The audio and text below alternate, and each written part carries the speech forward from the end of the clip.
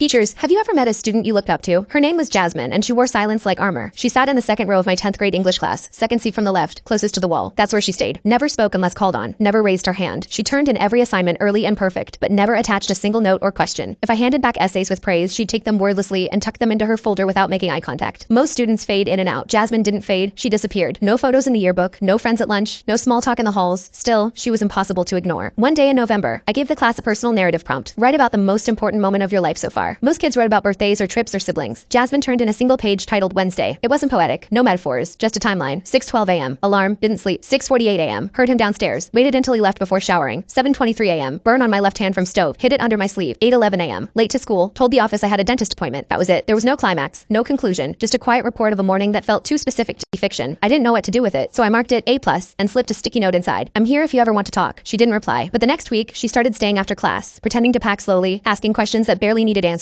By December, I learned she had no cell phone. By January, I noticed she wore the same coat every day, even indoors. By February, I figured out she never brought lunch because she didn't eat at school at all. Then one afternoon, the fire alarm went off unexpectedly during 6th period. Everyone filed out fast, but I couldn't find Jasmine. Not outside, not in the stairwell, not with her classmates. I finally found her crouched in the janitor's closet on the 3rd floor, hands over her ears, face pale. I'm not supposed to leave unless I know where he is, she whispered. I didn't press. I just sat with her. The next day, she was absent, and the day after that. On day 3, I walked to the counselor's office and asked for help. They said she wasn't listed under any emergency contacts. No working phone number, no listed address, just a name and a forged signature on enrollment papers. It took a week for social services to step in. It took one night for everything to fall apart. That same week, I got a letter in my mailbox at school. Handwritten, folded into quarters. No return name. Just a sticky note stuck to the front that said, "From Mr. Lane, I'm sorry I didn't say goodbye." Inside was a 3-page letter from Jasmine. She explained that her mother died when she was 12, that her stepfather had moved them 5 times since then to avoid questions, that he taught her how to lie to landlords and forge documents, that she wasn't allowed to speak to other kids, that school was the only place she felt safe, and that I was the first adult who had ever waited for her to finish talking. That spring, I kept her chair open. Her name stayed on the roster. I left it there long after she was gone. 2 years later, I got a letter from a group home a few towns over. She passed her GED and was applying to colleges. Said she still hated writing, but finally understood why it mattered.